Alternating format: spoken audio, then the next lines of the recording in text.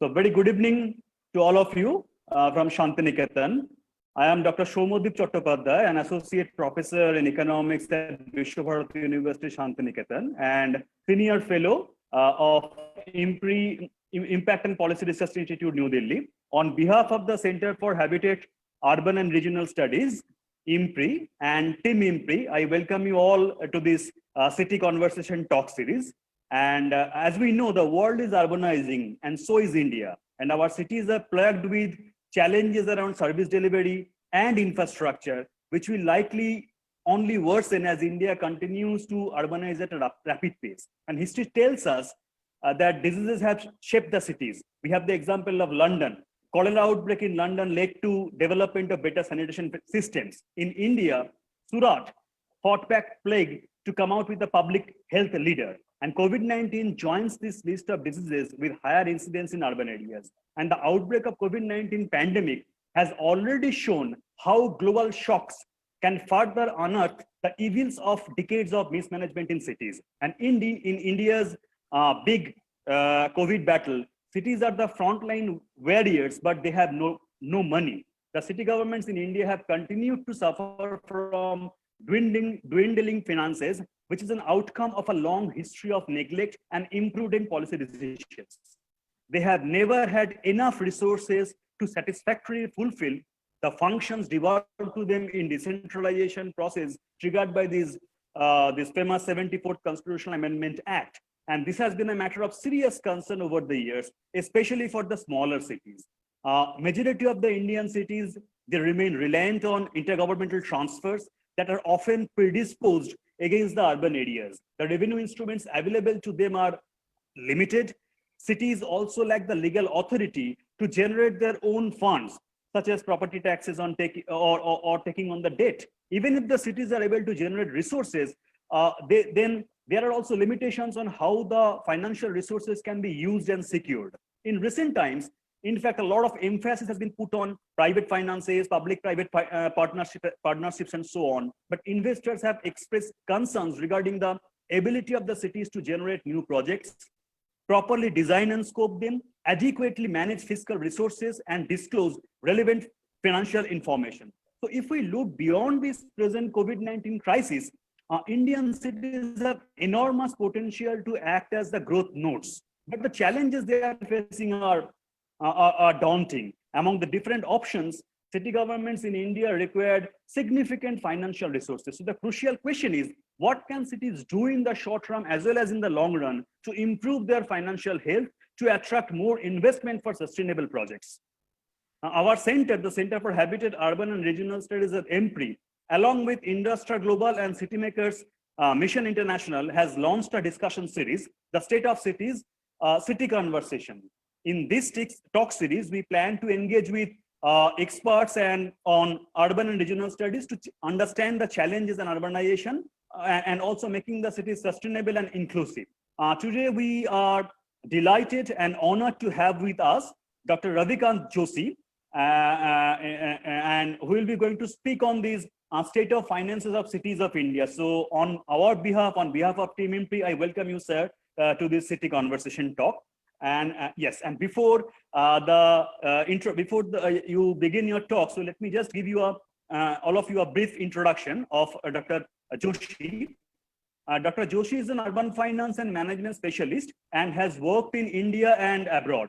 He is the former Chief Accounts Officer of Vadodara Municipal Corporation with more than 35 years of experience. He has been responsible for the conceptualization, designing, and implementation of municipal financial, budgetary, and accounting system reforms and their computerization in Vadodara Municipal Corporation.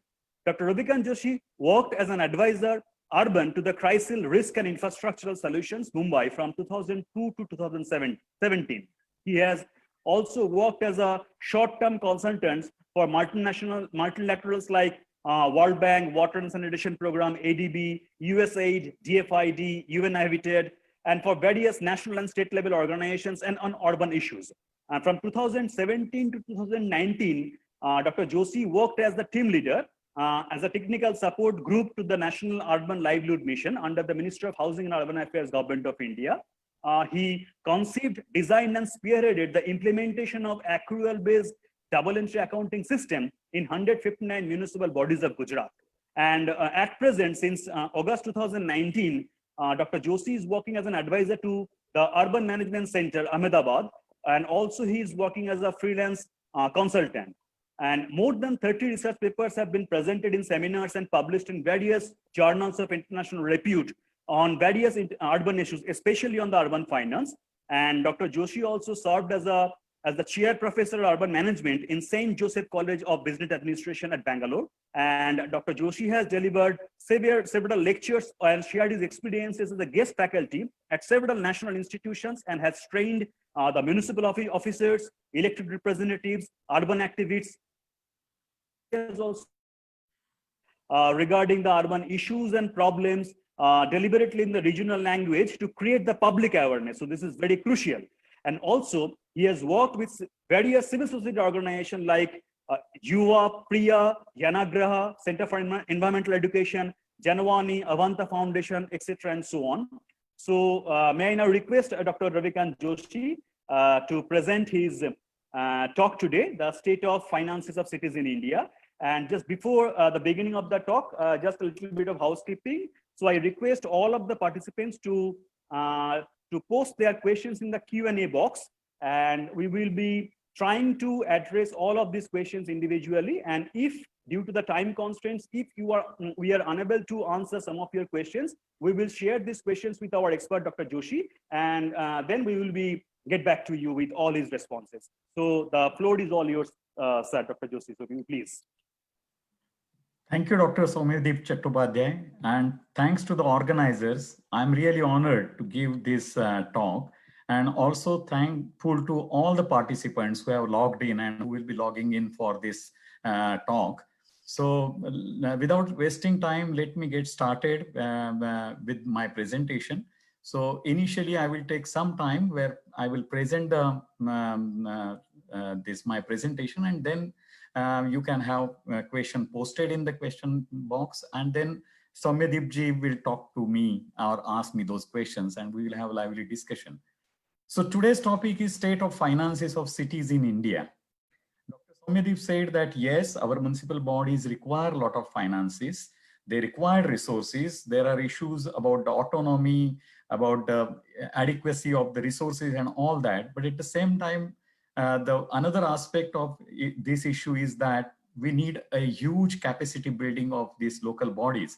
Otherwise, giving them more resources, and particularly last 20 years, that has been the trend. Thankfully, central government and state governments have realized the importance of the urban infrastructure and making cities growth centers. But unfortunately, the capacity building, hard budgetary constraints are missing, and somewhere it has so happened that the resources are given, but urban local bodies, because of a lot of imperfections and a legacy of the lack of capacity, it is something like pouring water in a leaking bucket. So we are not getting the kind of value for money for the resources which are put into the urban sector, which are not enough. So let me get started with that starting note. There are certain perennial issues, some of which Dr. Soumyadeep ji has mentioned. Quickly, if we can have a look that at local level, in economics also, the local taxes are inferior in nature, in their buoyancy and in capacity. That's a structural issue. But in India, our local bodies have very few resources. They are inadequate. And now after coming in of GST, many local taxes have got subsumed. So what is left now only is the property tax with the urban local bodies. And as you know that GST has put at the moment a temporary end to the powers of even state government or anybody to have consumption-based taxes. So in near future, unless until there is a constitutional amendment, new consumption-based taxes cannot be given to the urban local bodies. It will require again a overhauling of the entire system. Then there are inroad by the state governments over the 70 years. So in fact, 1882, there was a Lord Ripon who gave the first charter, and it is known as a Lord Ripon Charter for local governments in India. And whatever taxes it mentioned in that charter, we haven't added any single tax in last 120 or 40 years to that list. Rather, many of the taxes has been taken away. So there is no qualitative statement. It's a polity and it's a issue of the way we have gone for the development. But matter of the fact is that now without except property tax, there is nothing left with the municipal bodies. Absence of autonomy is there, then inadequate functional and fiscal devolution. As I said, no new taxes has been given, and even 74th constitutional amendment, that 12th schedule has yet not been completely implemented. Even the 25 years have passed to the 74th constitutional amendment. SFCs were created, but even they haven't addressed the perennial problems. They definitely have increased the devolution from the state governments to the urban local bodies. So definitely there is some positive achievement, but the way Central Finance Commission gravitate the things, State Finance Commission still yet to come to that stature. Then over the years, institutional fragmentation has happened. So actually urban local bodies are mainly nowadays a maintenance body or looking mainly for the sanitation. Of course, there is a poor administration. As I said, there is a very long legacy of lack of capacity building. So tax administration and other powers. Then there is a non-augmentation of the tax resources by the urban local bodies, inadequate borrowing powers, and also options, because there are supply side constraints. It's not only demand side constraints, but supply side constraints also there. In all, these are the basically perennial problems. But coming to the state of cities or state of finances of cities in India, we have to look at what is existing, or in last 20 years it has happened. So these are the 9 basic things, and 10th I will just at the end I will say, but these are the 9 what we can say realities about city finances in India. First is a minuscule and stagnant share of municipal finance, around 1% for last almost 20 years. Though in absolute term figures have increased, devolution to the urban local bodies has increased, and in absolute term it may look astronomical, because somewhere back in 1996-97 central government was giving around 250 crore rupees in all for the entire ministry and urban sector. Today almost 30,000 crore are flowing every year only from the central government, including Central Finance Commission devolution for the urban local bodies and central government grants. We have so many missions which are providing capital funds for capital grants for the urban infrastructure development. Smart City Mission is there, Amrut is there, PMY is there. So many, Swachh Bharat Mission, all those. So in absolute terms, it's a big amount, but if we look at, then it's only 1% across the these last 20 years. More importantly, investment in the urban infrastructure is also stagnant around 0.6 to 0.7% of the GDP. And if we go to the core municipal basic services, then it's only 0.4% in last 7 years, 8 years. All this data which I'm presenting is taken from the various reports were prepared for the different Central Finance Commission, because we do not have a consolidated data, and we still do not have a data system which will regularly annually provide data about the municipal status of finances in municipal bodies. It's only happens every 5 years. Luckily, recently CREER prepared a report for the 15th Central Finance Commission. Before that, National Institute of Public Finance Policy and others have prepared for 12, 13, 14, 15. So I have put together that data to work out this trend analysis. Another problem in last 20 years is the shrinking space of urban local bodies. So the devolution has increased. It is stagnant at 1%, but within that, municipal own source revenue has gone down. In fact, it has gone down from 63% to 43%. Simultaneously, devolution from the state and center has increased. But if we look from the point of view of a fiscal decentralization, then definitely in last 20 years, the share of municipal own source revenue has drastically gone down. ICRI report is up to 2017-18, that is prior to the GST implementation. So till that point, it has reached to 0.43% of the GDP. That is the share of the municipal own source revenue put together all the urban local bodies. But now I feel that it must have gone even below 0.4% because after GST, Octroi got abolished in Mumbai and other places.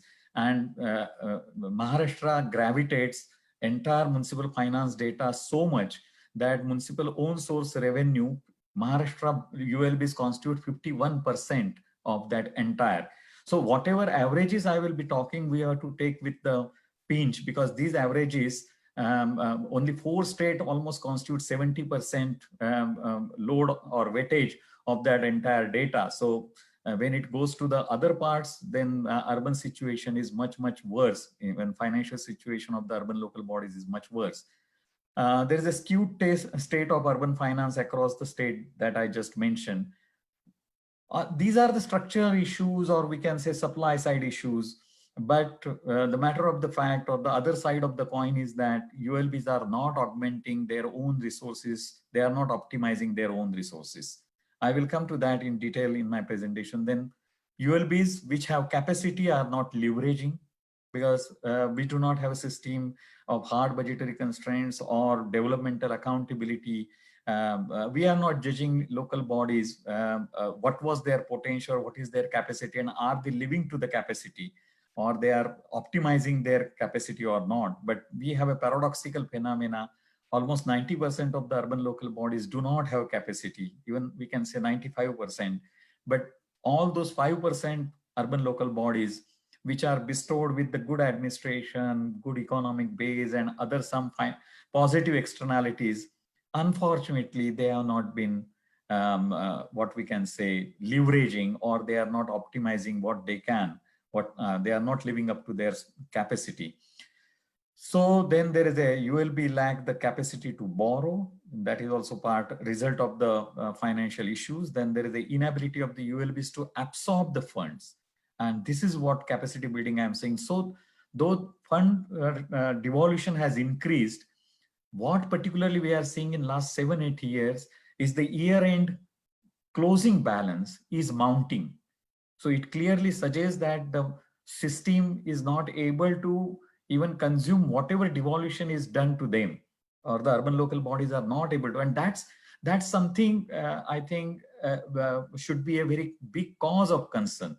Not to have resources is a one thing, but to have the resources and not spending, it means you have really big capacity constraint. And then finally, there is a negligible role of PPP. 10th point I haven't mentioned here, but there is a rightly a policy of using the land value capture or value capture financing and all that. But even that is somewhere we are overrating it. There are a lot of constraint in actualizing that land as a resources or value from value-based financing. So I will just go through quickly to these slides. This PPT will be then available, whoever wants it. But the first very point, it clearly shows why that this entire thing is stagnant.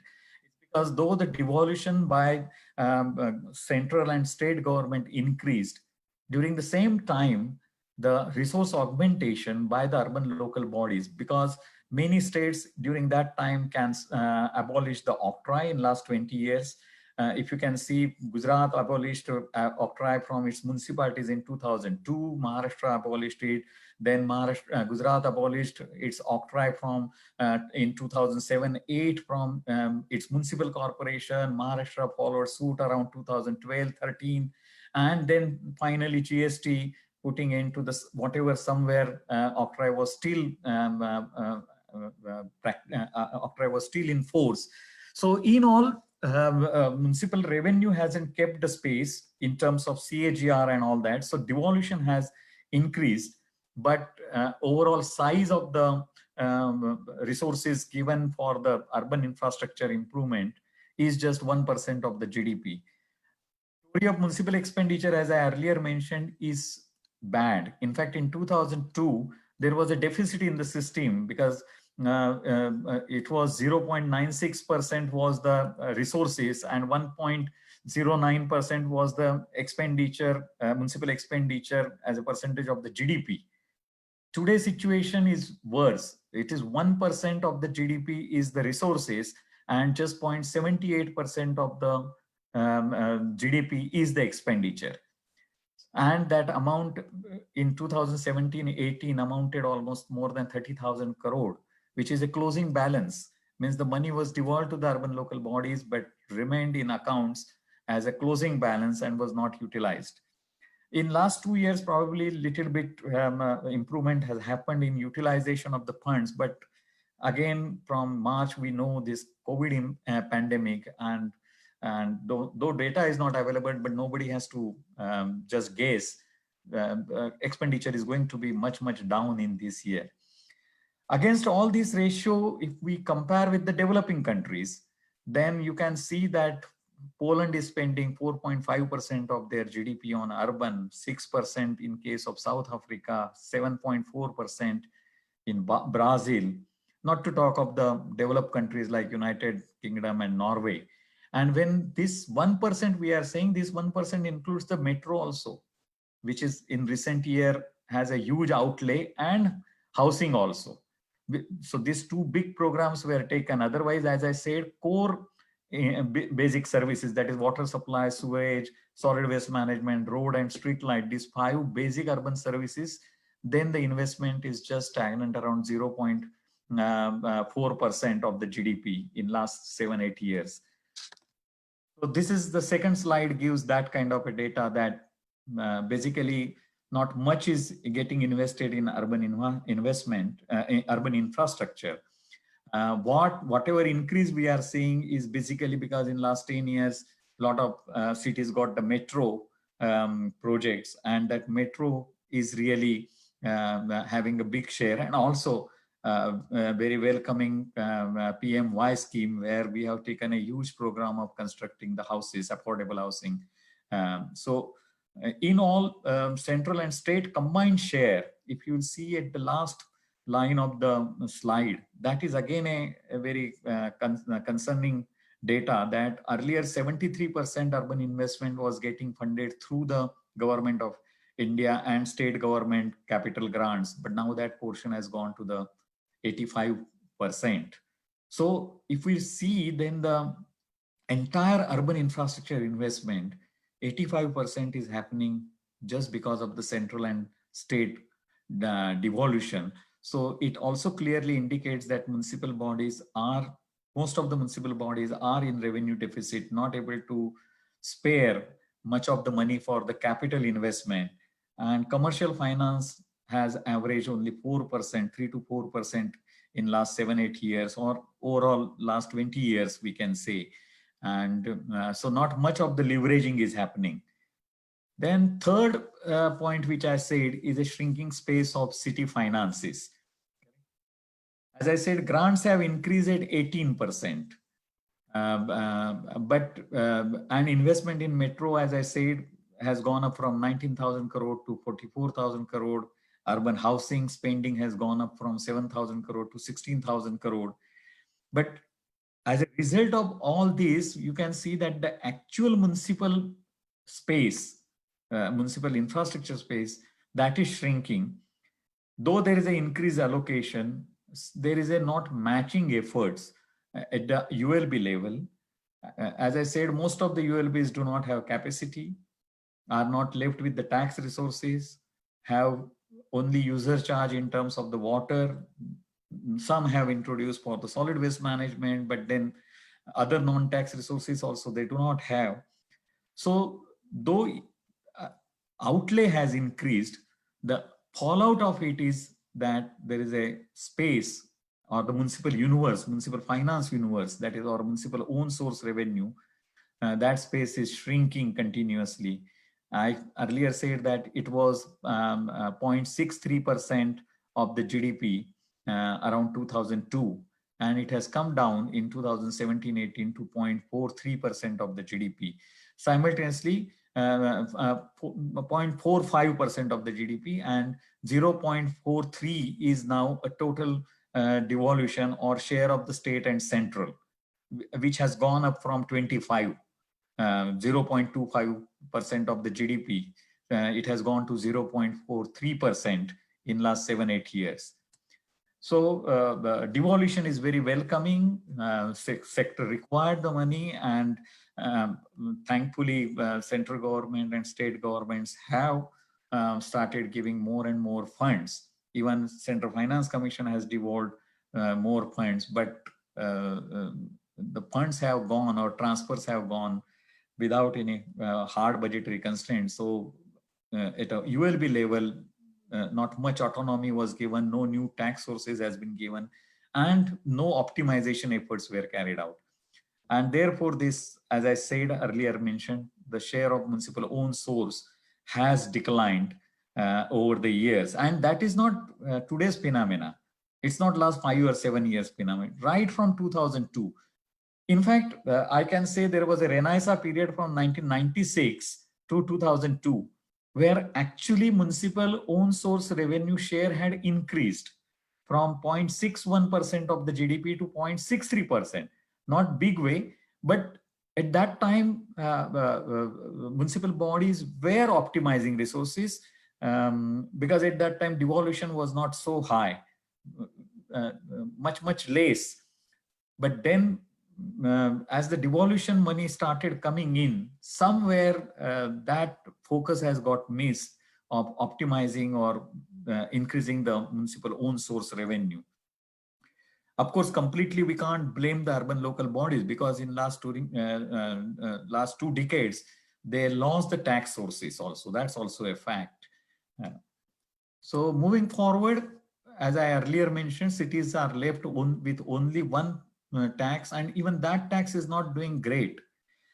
In fact, municipal tax as a percentage of the combined tax revenue of center, state and local bodies, as I said, was highest at 2.4% in 2003. It came down to 1.7%, and for last 10 years, it is stagnant at 1.8%. Local taxes share in a total tax revenue involving the center and state also. 60% of the own source revenue of the local bodies come from the property tax. And unfortunately, this property tax is one of the unaugmented source. And all reports have pointed out, way back 13th Central Finance Commission, a study was commissioned of 36 million cities. And they also concluded that what we are recovering is only 25% of the potential. After 10 years, very recently, ICRI report has also pointed out that we are just recovering 0.14% or 0.15% of GDP comes from the property tax. In developing world, in developing countries, at least 1% of the GDP comes from the property tax. So we are at just, because in last 20 years, not much property tax augmentation hasn't happened. In fact, some of the states have even taken away the property tax or has increased the exemption. Punjab gives exemption probably to the 1500 square foot plot, and any building on that is exempted from property tax.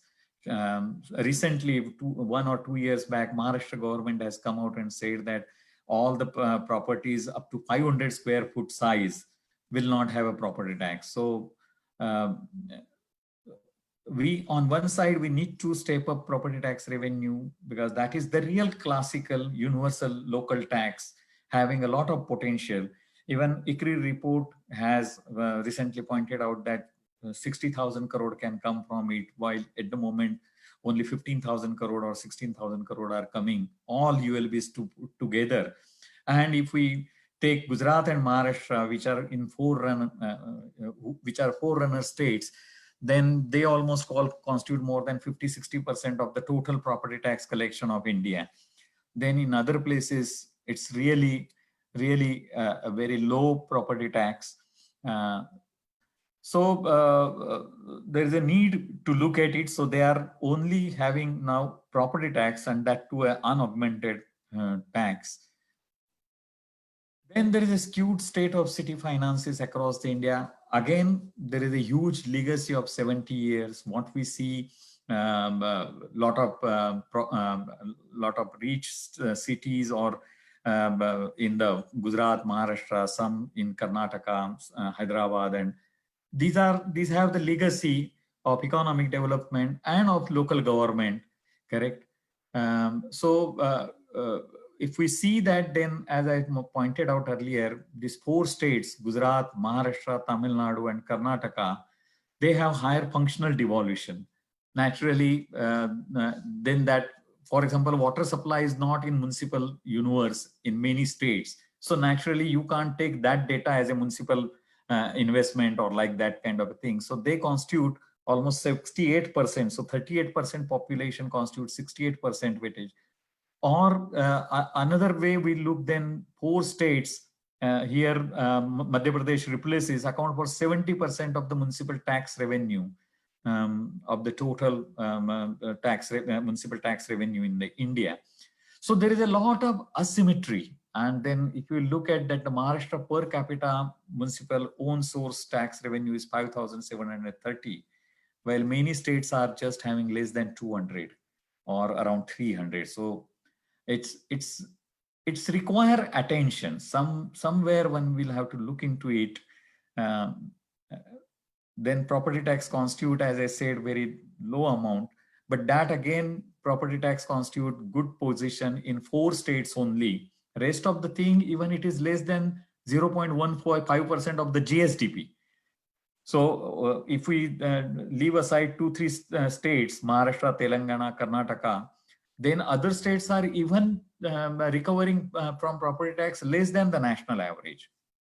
So a lot of asymmetry is there, which need to be addressed, because it's not like that some cities of the India should be performing well, because if we want to make our all cities really growth engine, and we want a real entire composite development of India, then we will have to address urban issues and finance issues of all the cities in all the states. This is another dimension of the skewed municipal corporation, municipality, and Nagar Panchayat will take. Then you can see huge difference that, which is also a very natural. But only one silver lining is there. If you can see per capita transfer. So last 20 years, that inequity is getting breached. Because if you can see per capita transfer, municipal corporations are getting 2,700, but then municipalities are getting around close to that 2,581, and Nagar Panchayat 2,100. And therefore, it has breached the gap between the municipal corporations and municipalities. So that's a silver lining of Central Finance Commission devolution and the State Finance Commission devolution in last 20 years, wherein more per capita funds are given to the smaller ULBs, helping them to bridge. But again, that earlier issue remains that these smaller ULBs are so small or lack capacity that whether we are getting the value for money is again an issue. So good thing is that we are giving them higher amount compared to the bigger cities and trying to reduce that asymmetry into their finances. But then issue is of the service delivery or achieving value for money. Coming to the another side of the story, ULBs are not augmenting their own sources. Property tax is in their hand, and Economic Survey of India 2017-18 pointed out that even Bangalore and Jaipur are recovering 20% of their potential. So various studies have clearly shown, and these studies are not contemplating increase in the property tax. Even I have worked for last 20 years in a consulting field, and I have worked with the several municipal corporations as a consultant for their property tax improvement, and we achieved 2 to 3 times increase in property tax revenue without increasing single naya paisa property tax. That is feasible.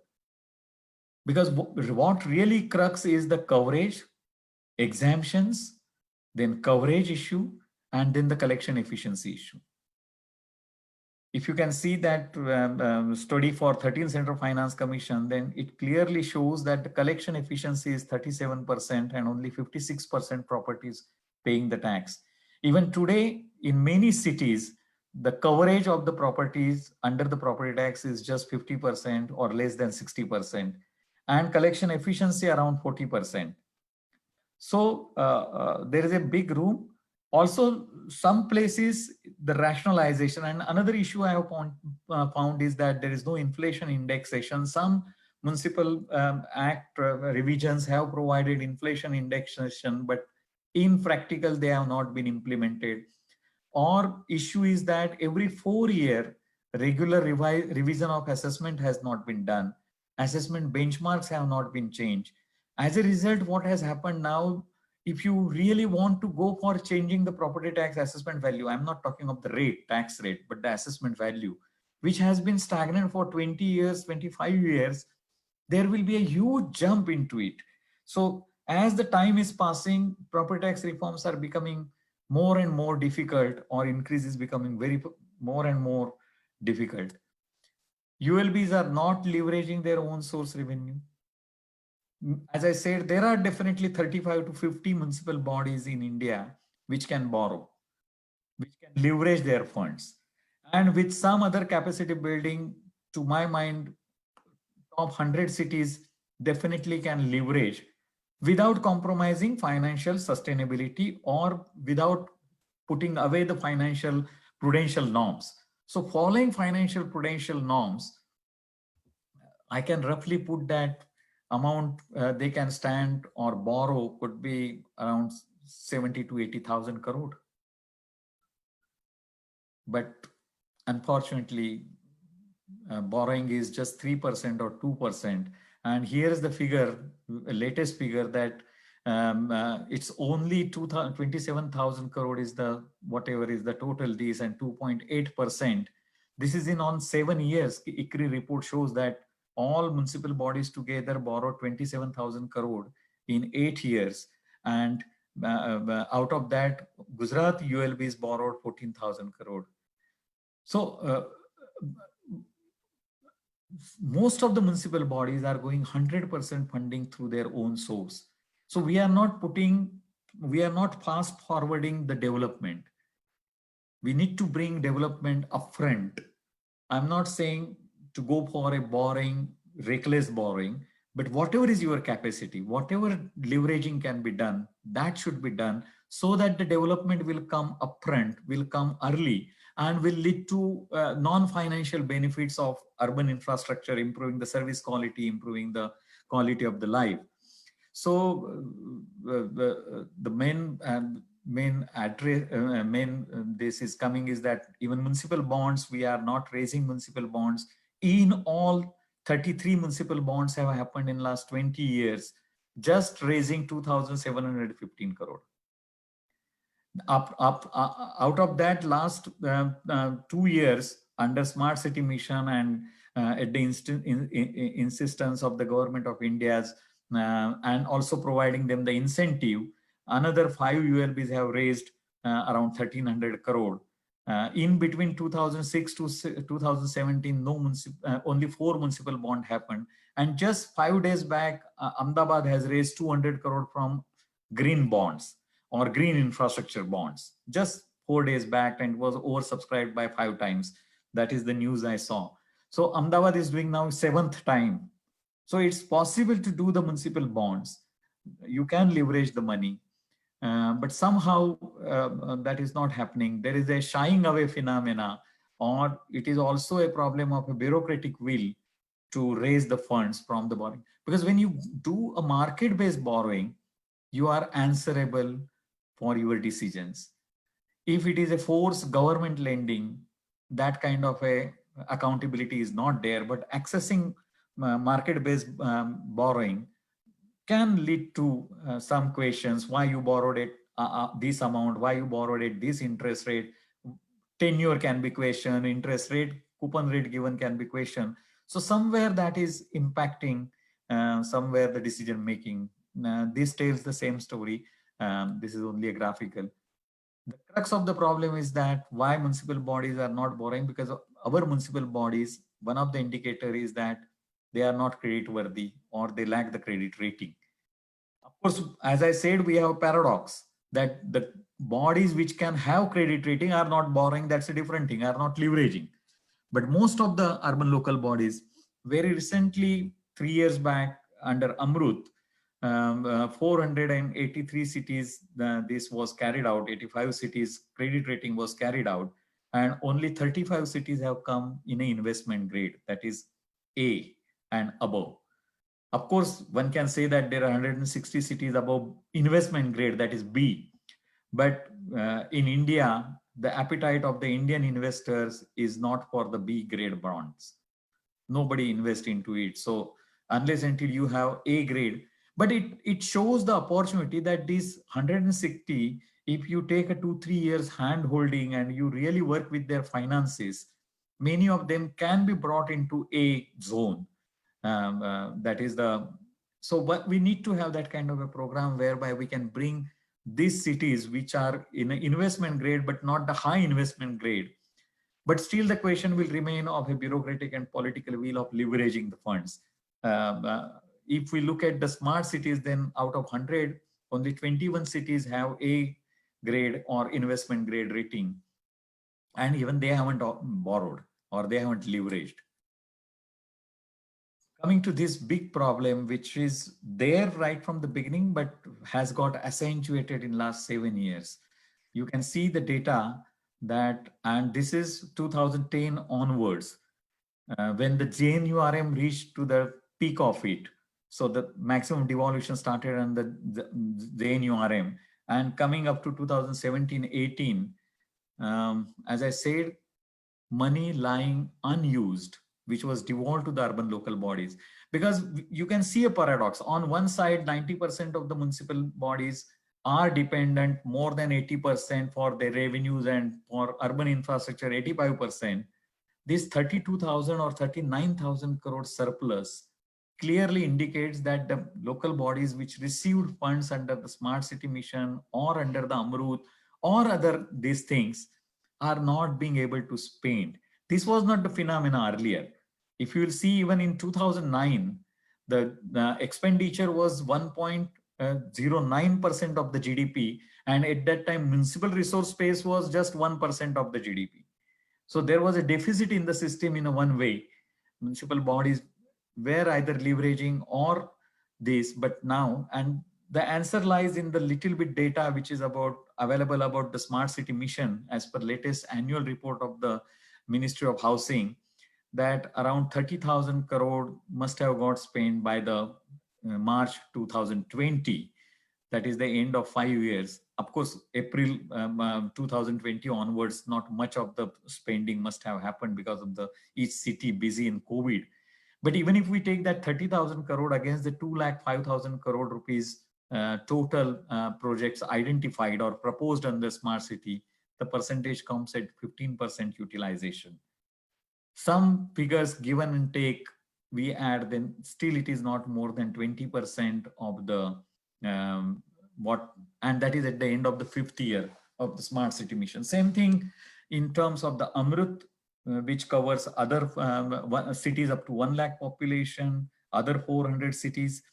And there also it's come around 10%, even if data must be in pipeline, not reported on all that, it still doesn't go beyond 15% or 10%. So somewhere there is a big problem that money is not getting spent.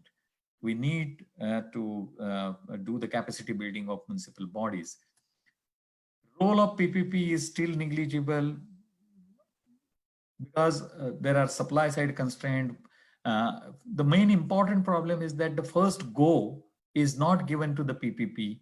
So we need to come out with certain kind of a condition, certain kind of benchmarks, that if project is of this nature, if project is of this size, then the first attempt should be done for the PPP. And then if it doesn't work, you can always go for EPC. Here, directly most of the urban local bodies, again, PPP is a subject to the scrutiny, correct? So it's very easy to go for EPC, conventional way of contracting. And so even not leveraging is happening in terms of the PPP. Yes, there in last 3-4 years under Smart City Mission, 82 projects worth of 3,704 crore has been awarded, correct? But again, they are against the 15,000 crore which has been proposed. So things are not moving in terms of PPP. It requires certain certain facilitation we need to do, but at the same time, huge capacity enhancement, capacity building will have to be done. And there is a weak counterpart capacity on the entrepreneur side also, in project development, regulation, risk taking. Somewhere we are transferring entire risk to the private player, or that becomes the attitude or that kind of a thing. Because I have seen many PPP projects somewhere that, and in fact, our late finance minister Arun Jaitley ji had also said that it's not a right thing to transfer entire risk on a private player, and that won't work much. There has to be a fair play, but capacity is lacking on both sides. We have great examples of PPP when it comes to the big national, big ticket infrastructure. But when it comes to the nitty-gritty of the urban level, that those small PPP player, or we need to do the bundling of the urban services so that we can give a right kind of a ticket size for a big player to come into urban sector. Also, these are the point which I wanted to put forward. I very much like this statement in Economic Survey of India, which says that the cities like state must compete with each other to unleash dynamism. To competitive federalism, India must add competitive sub-federalism. Absolutely on the spot, and I really love this statement. Right from that day, I use it for quotation. And it further goes on saying cities that are entrusted with the responsibilities, empowered with the resources, and encumbered by the accountability can become effective vehicles for unleashing dynamism, so that to competitive federalism, India can add and rely on competitive sub-federalism. Unfortunately, all these three things are missing. I can sum up saying that what is the problem with our system is our urban local bodies are not entrusted with the responsibilities, are not empowered with the resources, and are not encumbered by the accountability. I will just take 5 minutes to my mind, what is the way forward. See, what ICRI report is that says that we need to step up the resources in the urban sector to overcome our urban infrastructure and other problem. Dr. Soumyadip ji also said that. Only my addition was that, and ICRI has said earlier report also, that high power committee report, it should be somewhere around 2% by 2020. Even 15th Central Finance Commission and other reports are also indicating that we should reach to the 2% of the GDP by 2025 or further. Now, how, from where that can come? Then here is a bifurcation that GOI should go up to X level, state transfer should go to the 70%, but most importantly, ULB's contribution has to go up to 8%. So massive capacity building. And for that, then naturally we'll have to give additional resources. Only property tax cannot bring, even if we bring these, then property tax revenue can go up to 0.6% of the GDP or 0.7% of the GDP. And down the line, 10 years, we don't know what way things may change by that time. But then we can hope of 1% of the GDP, which is the average in the developing countries. So 1% of the GDP coming from the property tax may happen by 2030. But initially target could be 0.6% of the GDP. So we need to give them we need to find out ways to give more local resources. If required a constitutional amendment, of course it will be a big reform, but somewhere they're getting additional resources, or without constitutional reform, other new kind of urban based tax sources. And then there has to be a augmenting of the revenue potential, whatever that exists, by all the local bodies, giving them the accountability, hard budgetary constraint. We need to do that. Then we need to use index of the local revenue for overcoming that interstate this. At the moment, we do not have financial performance or performance of the raising local resources as one of the condition into earlier 13 Central Finance Commission, 12 Central Finance Commission tried, but last two commissions have taken only population and area as a interstate distribution condition for releasing the Central Finance Commission funds. Somewhere we need to factor in, otherwise that anomaly, that asymmetry won't go. And it has to go for the larger good of the entire urban system of India. You can't just only have some 10, 15 cities of 2-3 states or 2-3 states doing urban finance correctly. For entire India, all the states will have to do, so that that skewed urban finances in states has to go. For that, index can be introduced. Then GOI grant need to be linked to the own source revenue improvement. So hard budgetary constraint come in. Central Finance Commissions have tried. 15 Central Finance Commission, one real suggestion also indicates that they want to link it to the local revenue increase. Policy and regulatory enablers for borrowing and pragmatic efforts has to come in. Then if we take these measures 1, 2, 3, 4, 5 of earlier slides, then naturally credit rating will improve, credit standing will improve. Then what will be the issue is of a capacity building and bureaucratic and political will for leveraging the resources at a local level. So then that would be and then leaking the bucket, that is improving the cost efficiency or improving the entire project management, improving the financial management, budgetary management, somewhere bringing in the FRBM, which is there for the state level and the national level, but to bring it at the local level. And then role of PPP to need to be enhanced by series of structural facilitations and the capacity building at both end, and creating a system wherein private sector would believe you and me knowing this state of finance, even if we are keen, we will not do a PPP with the urban local bodies. Very recently, 3 days back, Professor Om Mathur, most respected urban finance expert and the most senior one, he has luckily said on this line, because whatever today I said, I have also given same lecture 3-4 months back, and he is absolutely saying same thing, that bring in hard budgetary constraints. And he goes with his experience adding that enough global evidence suggests that the transfers do not function under condition of soft budgetary constraint. So in last 20 years, we did increase the transfers, but those transfers were with the soft budgetary constraints, and actually they haven't improved. And rather, we have seen that the local governments, as he rightly said, if it is with the soft budgetary constraint, transfers are with the soft budgetary constraint, then local government operated suboptimally in matter of resource raising and service delivery. And exactly what he's saying is the message of last 20 years. Devolution transfers has increased, but they were with the soft budgetary constraint, and has resulted to the suboptimal function of the local government in terms of resources and service delivery.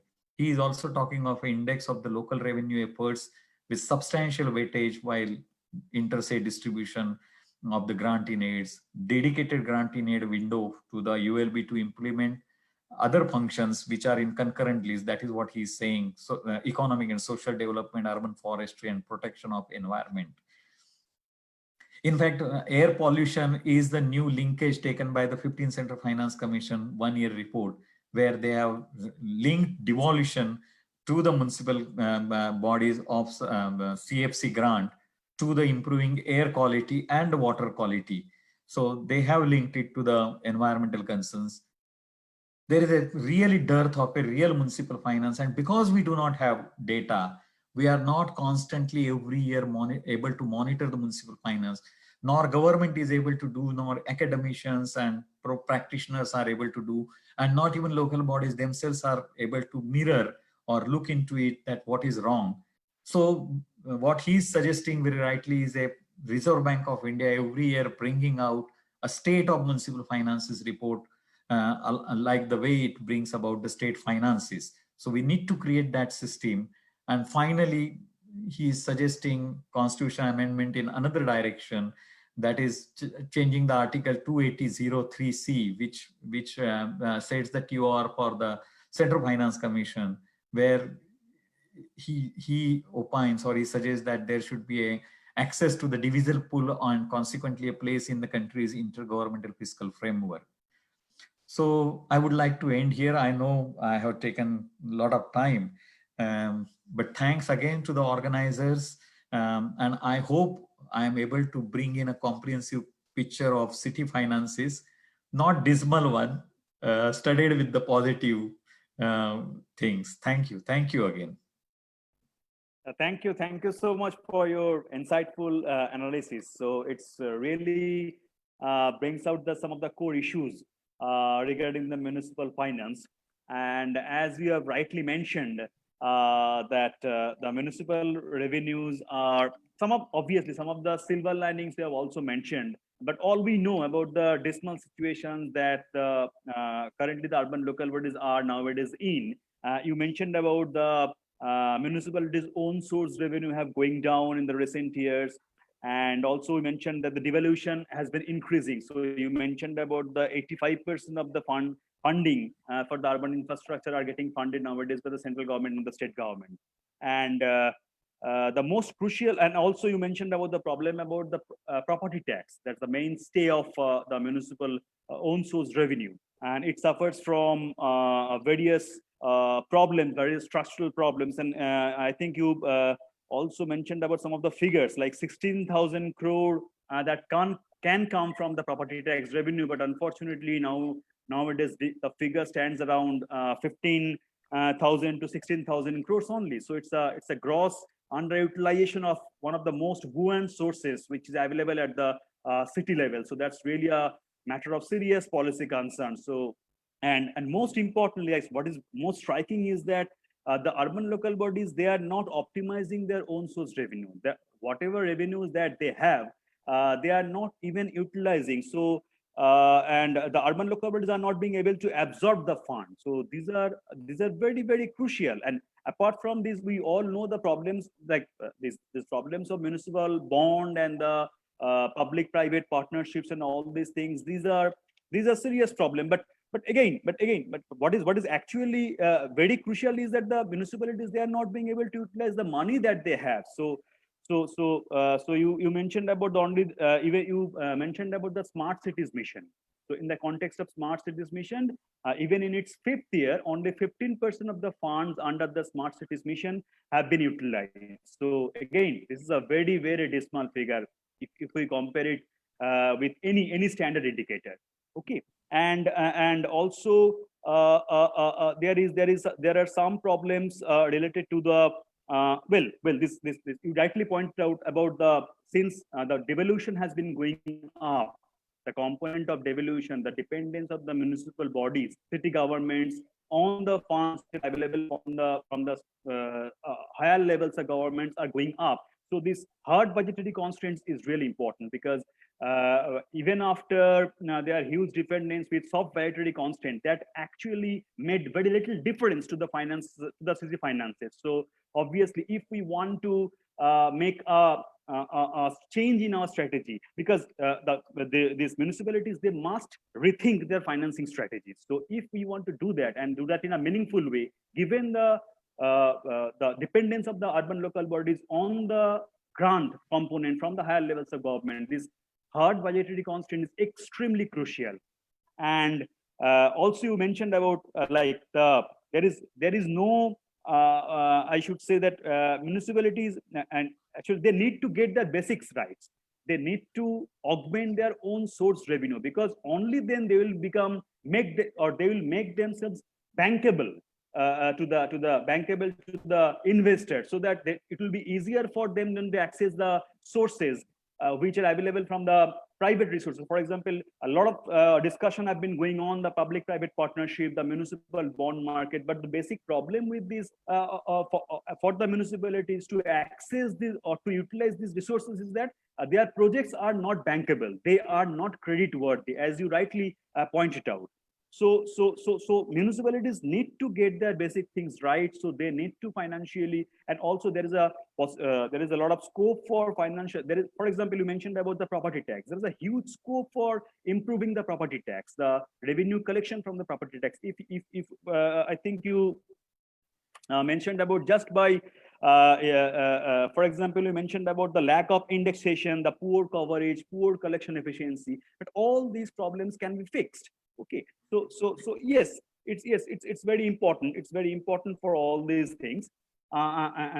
So before going into the question answer session, because we have some lot of interesting questions which are coming up in our QA box, let me first invite, because we have with us Mr. Samir Unhale, who is the Mr. Samir Unhale, who is basically the Joint Commissioner of the Municipal Administration Maharashtra. Yes.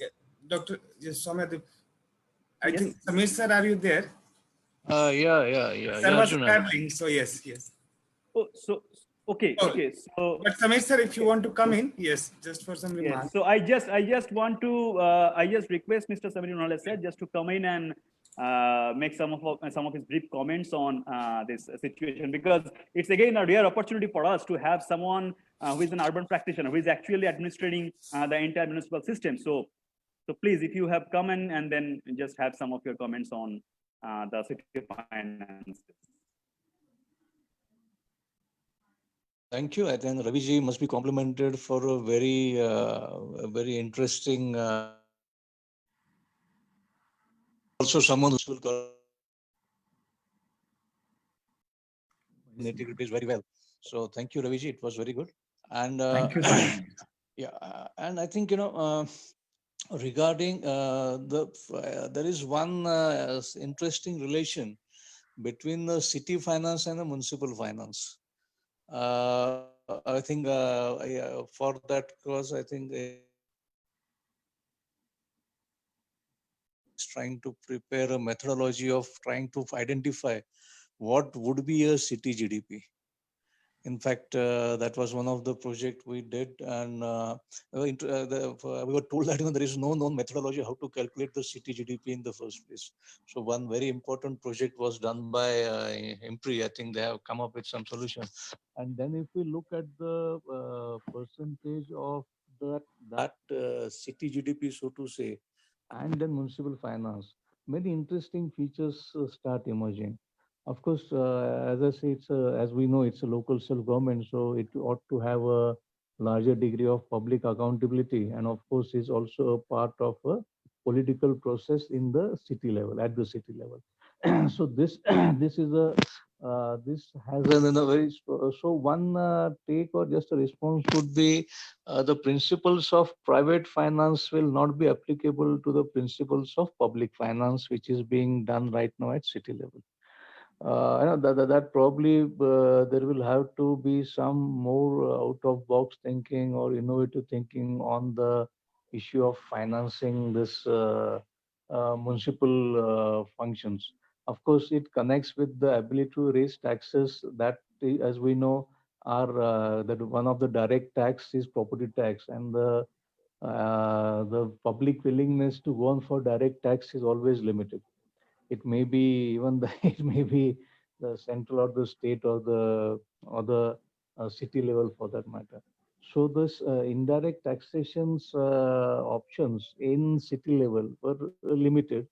It was essentially octroi, and in fact, Maharashtra and Gujarat were one of the states, which had a very strong background in octroi. And after that, so the one thing is that the flexible sources of indirect taxations are almost very limited actually. And the way Indian taxpayers tend to respond, they are more open on indirect taxation than direct taxation. So probably property tax, yes, it was very rightly pointed out by Raviji that a lot of things need to be done. And I'm sure a lot of efforts at various state levels are happening. There are very interesting stories also coming up. And hopefully it becomes a trend at a national level in which something which can be charged gets realized into the municipal corpus.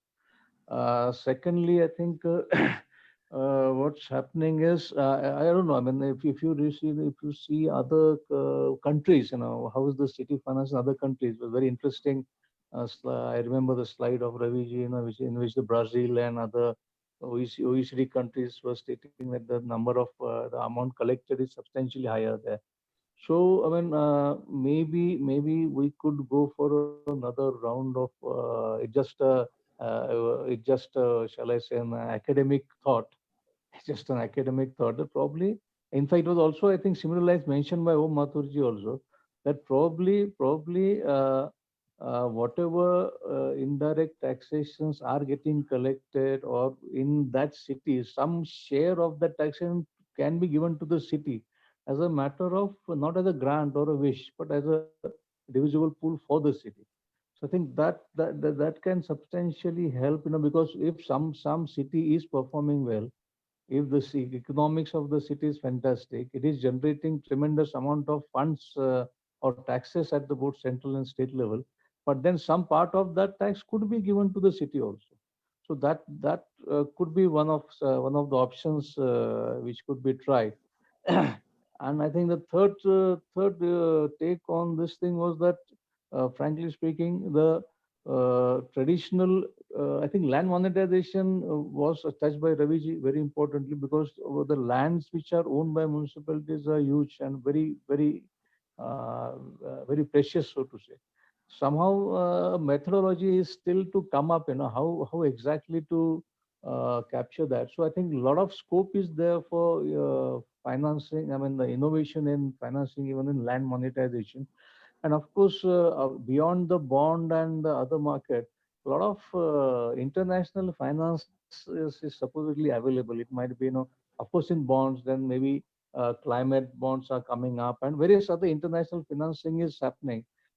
We do get very often such references that, some sovereign funds, other funds are willing to come up in urban infrastructure in India. So some methodology for that, some framework, some guidelines would be helpful to change the way municipal finance is happening. I think we require some major important changes very soon, because the pressures will always be there, and a lot of innovation needs to happen in this municipal finance, as well as the other new streams of finance which ideally could be given to the cities for that matter. I'm sorry, I'm traveling, so I'm not able to talk very much, but thanks a lot. And it was Raviji. Thank you, Ravi Kanji. It was a wonderful thing to listen. Thank you.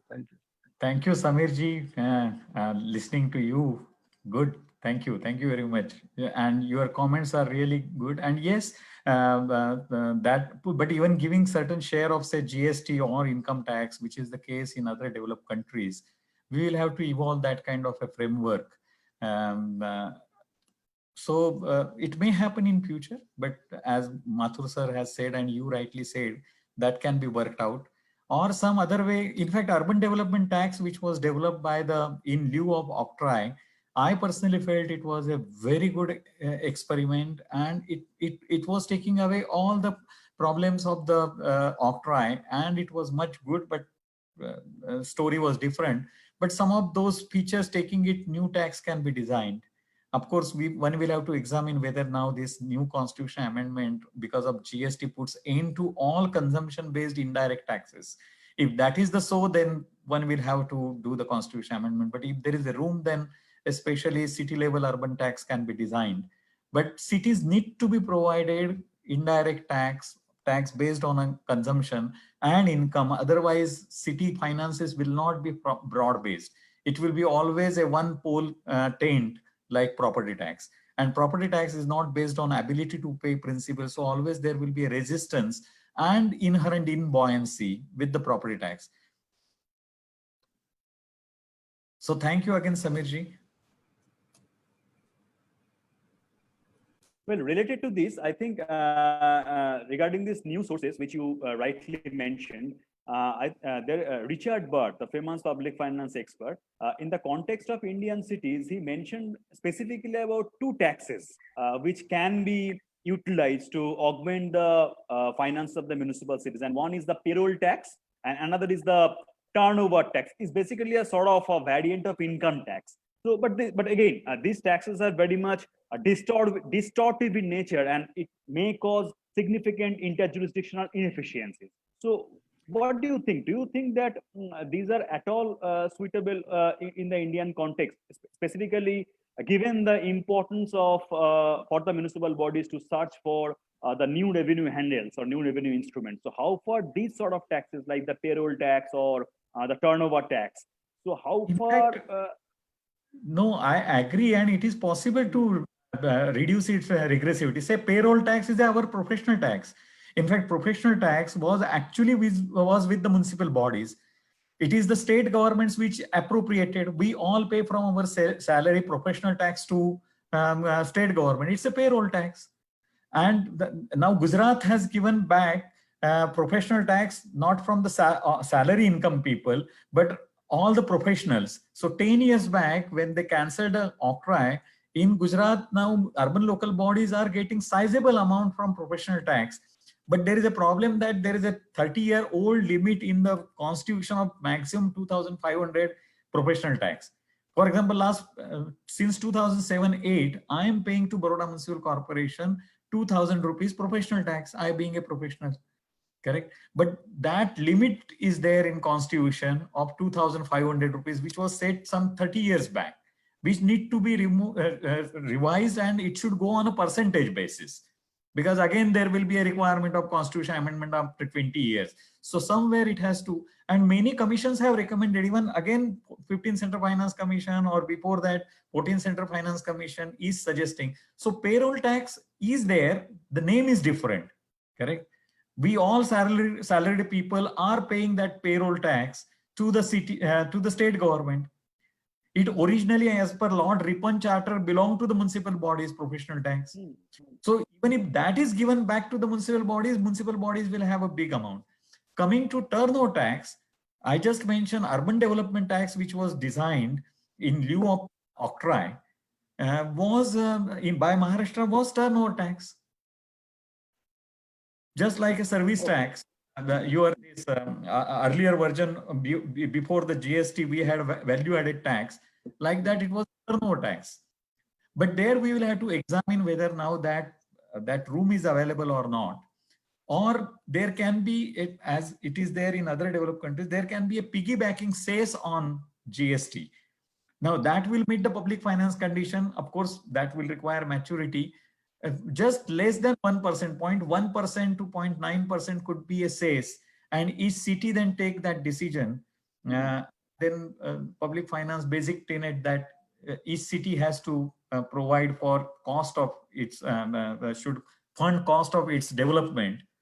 So there are different ways, but before that we need to put house in order. This can come 5 years later. First, we need to put in order their accounting system, their project management system, their financial management system, and coming out with the financial indices and linking incentive grant or the performance-based grant to the revenue improvement. So whatever potential you have, first improve it. That kind of a culture will come of optimizing your own sources. That culture is missing. And particularly last 20 years, enhanced devolution, though well-intentioned, and it was required, well-required and well-intentioned, but it has, as Professor Mathur has said, and global experience shows that it has led to the suboptimal efforts at the local body level, and that we need to address. So giving tax sources, to my mind, can be a second stage. First, giving them hand-holding, support, and capacity building, and linking it to the hard budgetary constraint, means to the indices, to the performance, release of funds, and then helping them, of course, not just leaving them on their own to improve, but that massive program should come, and by which one should assess each city, what is its potential, financial potential, economic potential. Having got that benchmark, somebody has asked that question, what can be indices? One indice is that what is the year-on-year improvement in the revenue of the local sources by that municipality. So such indices can be undertaken. Or the way we did the financial requirement assessment, development requirement assessment, we can take an economic assessment. And we can also do that when you have worked for the city GDP. We can work out that, and then share of city finances or city efforts into the city GDP. How much is the local body is achieving? and not only achieving in the context of its potential, because every city has a different economic base. Again, we cannot have a one thumb rule, but we need to, but nobody has done that kind of analysis that what is the potential of this city, correct? The way I said that if we take top 35 or 50 cities, the leveraging potential could be 70-80,000 crore, correct? But today outstanding borrowing is just 2% of it on their balance sheet. So we need to have new indices and a new way to look at the performance, particularly in fiscal framework and in service delivery of the local bodies. Just given this, you just mentioned about the differences in the city's capacity. So do you think that the small cities in India, because nowadays there are lots of small cities which are coming in India, okay, and they are going to make they can also be considered, or they can also act as the growth nodes. But do you think what are the specific problems which these smaller cities are facing as far as the municipal finances is concerned? See, in the interest of time, Dr. Joshi. Entire devolution, capital infrastructure devolution is limited to 500 cities. Even if we take Amrut and smart cities. Yes. Rest of the cities are getting only revenue grant. We have 4,000 cities less than 1 lakh population and 3,000 cities less than 50,000 population, that is 2011 census. In fact, they are not part of real serious municipal finance framework.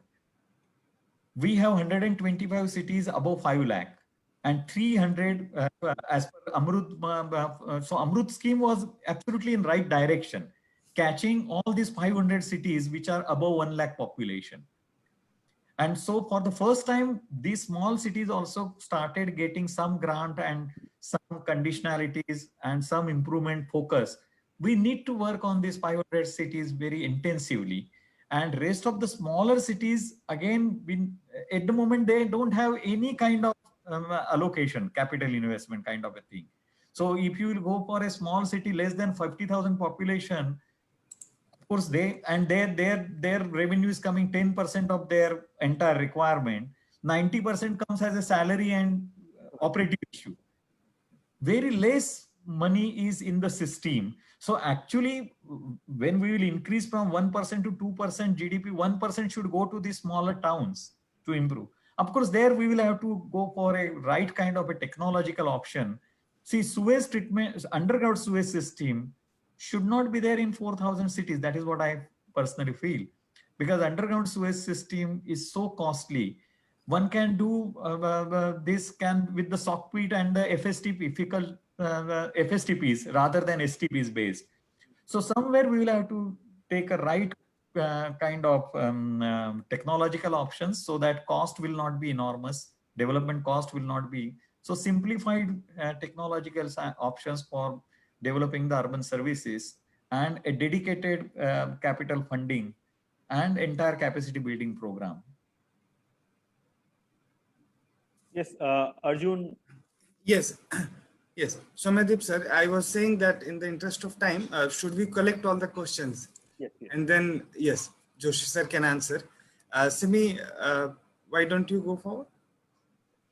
Thank you. Yes, please. Thank you, Dr. Ravikant Joshi, Dr. Soumyadeep, and Dr. Arjun. Good evening from India, sir, and good morning to you. Sir, I am a political scientist by training, and I found your presentation thoroughly insightful. Thank you very much for this. My question actually is regarding the state of municipal borrowing, which actually enables the financing of capital investments. But in India, and in fact, this also helps in deepening of the decentralized polity. But in India, we are still far away from this. Could you throw light on why is this? And in any case, is it yet another case of politics trumps all initiatives? And in fact, those at the receiving end are the people who are left to fend for themselves. So how do you see this connection, and what is the way forward? Thank you very much, sir. See, as I said, we haven't worked out. In fact, in India, we do not have any financial ranking of the cities. Correct. We have the different ranking. Look at Swachhata Excellence Award or Swachhata Sarvekshan. It has done miracles. Correct. We started a competition among the cities. This Swachhata Sarvekshan, which is carried out as a part of a Swachh Bharat mission. So that kind of created a competitive world in terms of the Swachhata. That kind of indices, we do not assess our cities, and there is no system of assessing independently our ULBs on financial performance. So there can be one indices, what is your borrowing potential and how much borrowing you have leveraged. It is not there. I know, I don't want to name the cities. The city which can stand to 10,000 crore, 20,000 crore or 5,000 crore rupees borrowing, keeping in account all the financial prudential norms, I know that that city have just 0.5% or zero borrowing outstanding on the balance sheet. And that city funding 100% and having huge annually revenue surplus, operative surplus, OR ratio 0.7. So all indices so favorable, but not borrowing. Also, there are supply side constraint, means sense we have ad hoc. All the municipal acts across the India provide for power to borrow, but with the state government sanction. In Act also, we haven't set up the prudential norms that if you meet these conditions, you are allowed to borrow. Of course, with the information to the state government. So we do not have a rule-based system. We have a case-to-case sanction, correct? Even that doesn't deter. Basically, there is no accountability, development accountability or financial accountability kind, and that competition is not there. Nowhere we announce that this number one in financial performance. We got in Swachhata now. We have livability index last year coming in. It's a good move. But somewhere we need, the way the Sorin rating is published for each and every country, we can adopt for our, at least top 500 cities. And Government of India did that effort. It has done the credit rating. Of course, I personally feel that credit rating is not a comprehensive financial ranking mechanism, because credit rating takes into account whether investor funds are safe or not. And it won't take into account the Samir Unhale was making a point of public finance other aspect.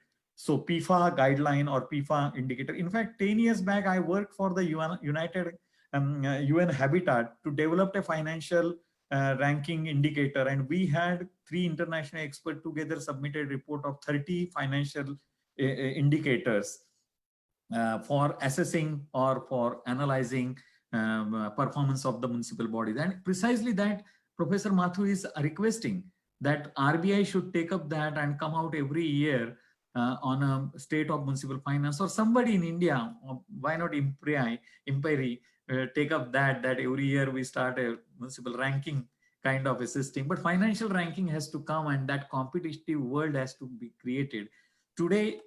And therefore, I have specifically brought that point that even though we have those municipal bodies have capacity, they are not leveraging, because nobody is asking. Nobody asking a question, fine, you did 1,000 crore rupees development, but what was your capacity? You were capable of doing 3,000 crore rupees investment, you have done 1,000 crore. That question is not asked.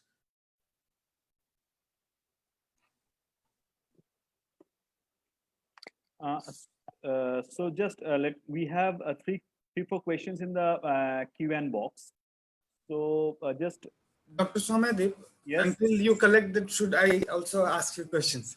Or yes, please go ahead. Until then, yes, I don't think in Facebook, but for time, rightly, I would first like to congratulate Dr. Joshi for putting forth such an elaborate presentation. I've been working with him, but so many data and many things Sir has tried to present really in a very nuanced manner.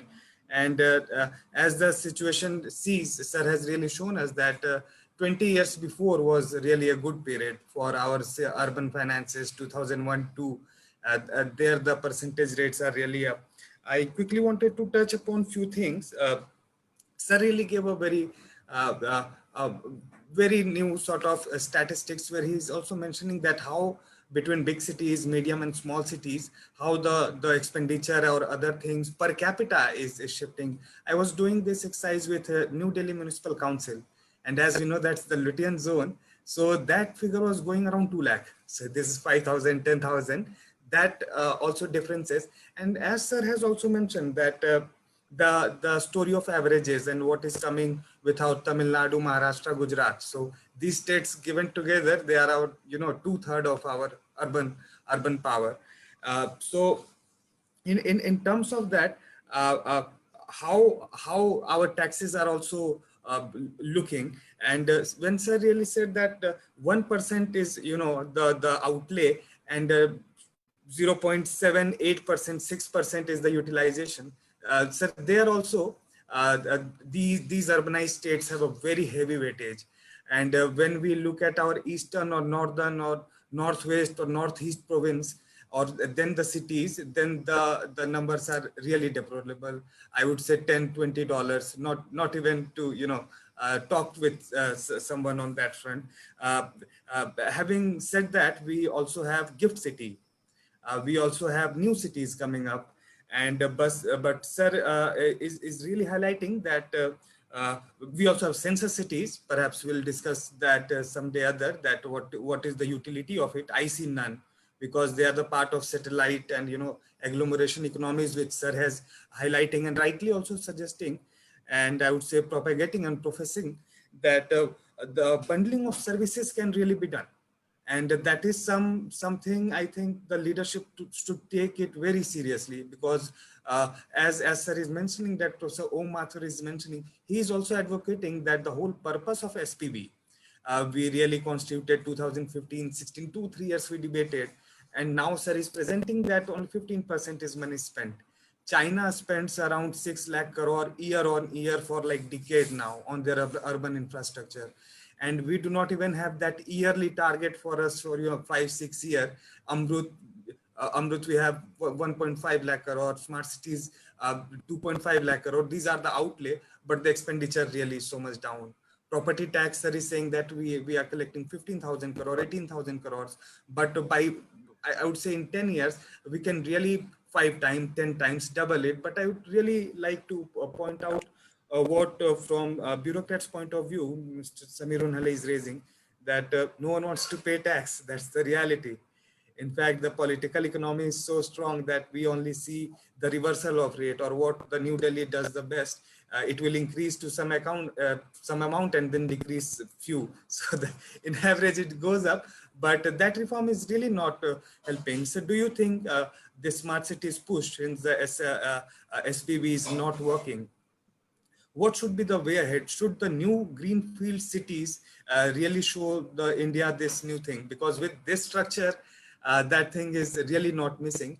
And should the new way also be from a central pool? For example, states are also getting from many of the funds. So one nation, one tax, that is what we are envisaging, and not as a grant, but also I would say as, I don't know what kind of processes can be developed that cities have some direct autonomy over some of the grant which they can rely on, and really help them to have their credit ratings.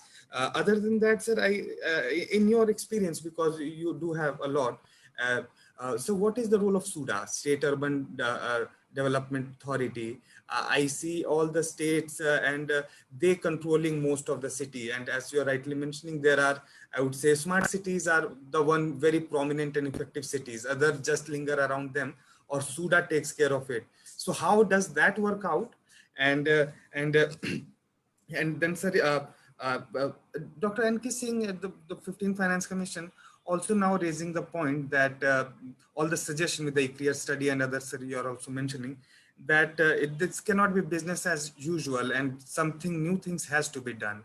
Especially when, sir, you are mentioning that city is really doing the duty of just having sanitation, but really, I would say not. the plight of the worker or sanitation worker there, and in contracts a lot of things going on. So sir, during this COVID period also these projects are having a revenue foregone. How do you see the terms of infrastructure financing or financing going ahead? Where should our focus be in terms of resilience and having our capacity built? But sir, in fact for the last decade we have been developing capacity so many of times. In fact, that is a continuous process of capacity building. Once your capacity is built, then now you have to revisit that. So in your terms, what can be solution A, B, C, so that we have that sustained form? I had few more questions, but sir, I will stop here. But yes, how can we leverage the land monetization? China is doing really so great. So does our development authority has to be more effective with the state, with the city government? Is that something which can be done? Metro is able to do it in Delhi. Many places commercial angles are coming.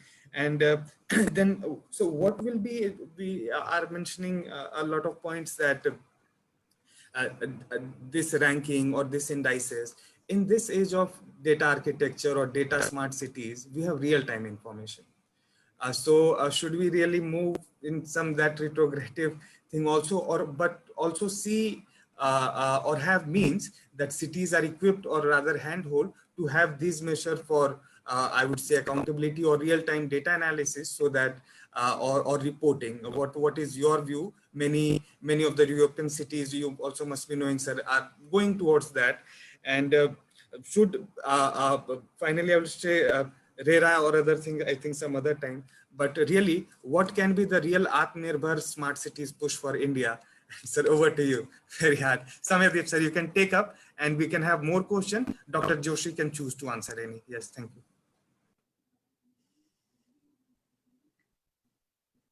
Yes, please. Okay. Sir, I was saying that, yes, more question you can add. Then we can have. How much time I we think- have? Okay. Sir, I think we have 10 minutes. Okay. So 10 because we minute have question. asked a lot of many questions, or we can have another session next time. Let me answer this. What could be 1, 2, 3? As earlier also I said, one size fit all will not work in India. Also, city is like a living organism, correct? Each city has a different personality, different capacities, and different potential and different problem.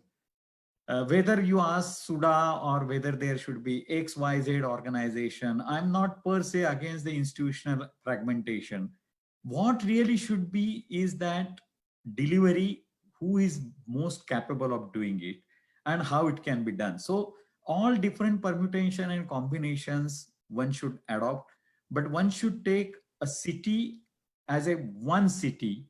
There can be a development authority, there can be a city parastater. Like if we take, say, Bangalore, there is a city parastater, Bangalore Water Supply Sewerage Board is there, Bangalore Development Authority is there, then Bangalore Municipal Corporation is there. I'm not saying give back to development authority to the municipal corporation or give back water supply and sewerage function to the this, but take as a Bangalore whole, and then what is Bangalore potential? Only we have calculated in JNURM or in other places what is the requirement of Bangalore. But what is the real potential of the Bangalore in economic terms, in delivery terms, and what are the stumbling blocks? So each and every study, the way we sometimes schools have in 10th or 9th standard student assessment, psychological assessment, where he should go, what career he should take. Somewhere we need to take each and every city individually, look at it. What are its capacity? What are the organization, and what we can have, what way we can have symbiotic. So I'm no way going by earlier. Some of people would say that just give back the development authorities to the urban local bodies, make urban local bodies one powerful super institution. No, what we require in this today's world is taking a city as a whole view. What are the different institutions? What are their role? What are their problems? And what are their stumbling block? And then assessing them, and then working out a plan for them and making accountable to them for that. So see, this is your requirement. This we will provide you. This is your capacity. This is you will have to leverage. This is your potential, and working out for that city the covenants, that 1, 2, 3, 4, 5, working out a plan and then monitoring on a city level basis.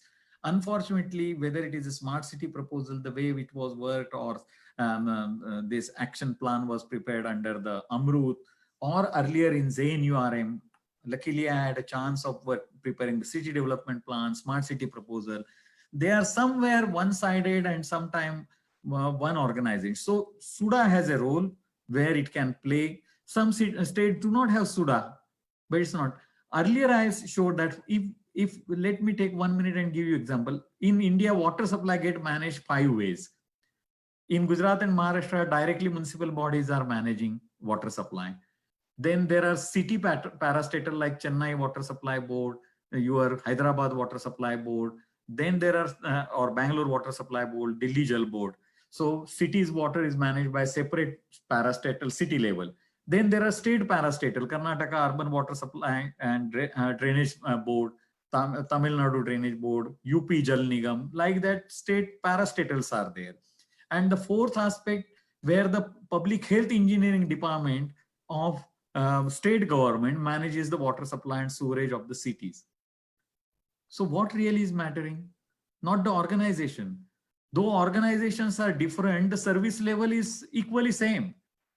And the financial potential is not augmented by, so whether it is a public health engineering department, or whether it is a state parastatal, whether it is a city parastatal, whether it is a management by the municipal corporation, and some municipal corporation, for example, Maharashtra Act provides for a separate ring fence budget for the water supply and sewerage. So in Gujarat also water supply is managed by the municipal corporation, but that ring fence system is not there. But Mumbai, Pune, all they have a separate budget in the municipal act for the water supply. No? All these different arrangement, but all are working at a LCM, lowest common denominator. What really is missing is what are the service level standards, accountability to deliver that, and in order to develop, deliver those service level benchmarks, what needs to be done? Identifying those things, what resources are required for that, how much capacity ULB has, what is its accountability to raise it, and how much this should be provided to that city or that organization. So that way somewhere we will have to take an approach, very basic fundamental approach.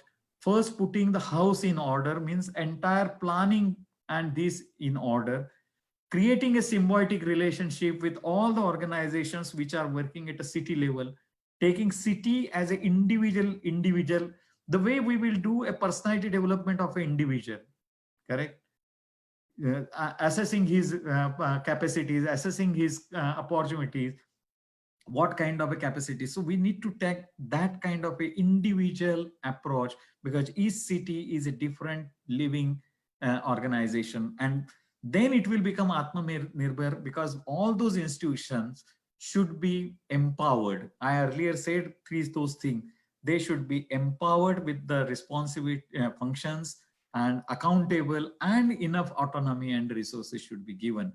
Then we'll look at the solving the structural problems, giving them more resources, what new resource can be designed, all that. But first we need to take, and that was the approach, but somewhere that got missed, and it become one-sided, only trying to know what is the expenditure requirement. No, not only what expenditure requirements. So we need to look at the entire holistic development of a city, and that kind of a reports we will have to prepare, and the action plan, and then accountability, and then monitoring. Coming to your data system. Yes, we are in a world of a real-time data, but where is the data? Which city is putting data into the real-time basis? Because we have PFMS, so we have central government real-time databases, and therefore 15th Central Finance Commission 1-year report has suggested integrating municipal bodies with the PFMS of the government. So that is required. At the moment, entire municipal system is offline. It is not part of the state budget. It is not part of central budget. Even a gram panchayat or a block or taluka or district development is a part of an entire government system, correct? So therefore, government will be able to say that in particular district, X amount has expenditure has happened. We have district level data of employment, non-employment, everything, but cities are offline in database. Even Reserve Bank of India doesn't monitor or doesn't have the data. For example, if we want to know how much total borrowing all ULBs have done, we do not have that kind of a data points by even Reserve Bank of India, and Reserve Bank of India will not be able, because at the moment borrowing by municipal bodies is put into miscellaneous or other categories. So it's not separately culled out. So therefore, Professor Mathur, he has written only one sentence, but it means that that entire database system which you are talking, for that even 15th Central Finance Commission has come on record and asked Government of India and state government to integrate municipal bodies financial data with the state finances. Entire movement, all our 4,500 municipal bodies are standalone offline municipal bodies. Even Government of India has published that 30,000 crore will be the spend, but they are not in position to provide. They have data, each and every paisa, that how much they have devolved to each and every city. The city, so on website of Smart City Mission, you will find that how much money has been given to each ULB, but how much actually has been spent by that ULB, that data is offline. Okay. So we need to put our basic systems in place, which have all missing links. So one is the kind of, as I said, Atmanirbhar, or as using that word, we need to treat that each city as a Atmanirbhar component or a unit, and need to work out a plan for that, the way for any individual we will do. So one size fit all will not work. It will require a massive effort, but that can be done. We have consultant, we have everybody who can do it. Second, we need to create this, say city GDP we do not have. So we do not know how a particular city has, what kind of economic base it has, what kind of economic potential it has, and economically how cities. We have state GDP, even district GDP we are able to work, but not the city GDP. So somewhere we need to put this, say next 5 years, if we can put all these things first come first, and then unleash second level of the reforms, that would be better way to do it. Yes, I think IMPRI has been contributing to this extent a bit, because IMPRI has already did a study on how to estimate the city level GDP for Thane city. I think I'm Arjun, am I right? Thane city. Yes, yes. The GDP estimations, city GDP estimations, and also we are preparing a report for Ranchi city, where we are dealing with this service standard related issues that indices which we are studying, analyzing, and it will be by so some of the stuffs which you have been mentioning in your talk, some of them are tasked by IMPRI. And so I think, should we continue, Arjun, or just so if you, what yes, is the time? No, sir, we can have the okay, just one to minute regards. And sir, your voice is breaking. Okay. Yes. Yes, actually, I'm having a connectivity problem. So could you please just mention some of the questions which are posted in the Q&A box? So my connectivity is poor. I had a look at those questions, and indirectly I have applied them. I had yes questions. That is why I was also not mentioning, because yes, somewhat it has been covered. Yes. So well then, it's a really wonderful to hear your lecture, and I think there are lots of issues which we need to deliberate upon. For example, one important issue is the accounting reforms. And since you have the experience of working with the accounting reforms for the 100 Gujarati, so we would really love to hear the details of those accounting reforms, because I have these, I think this data which is actually saying that out of the 4,500 odd urban local bodies, many of them and audited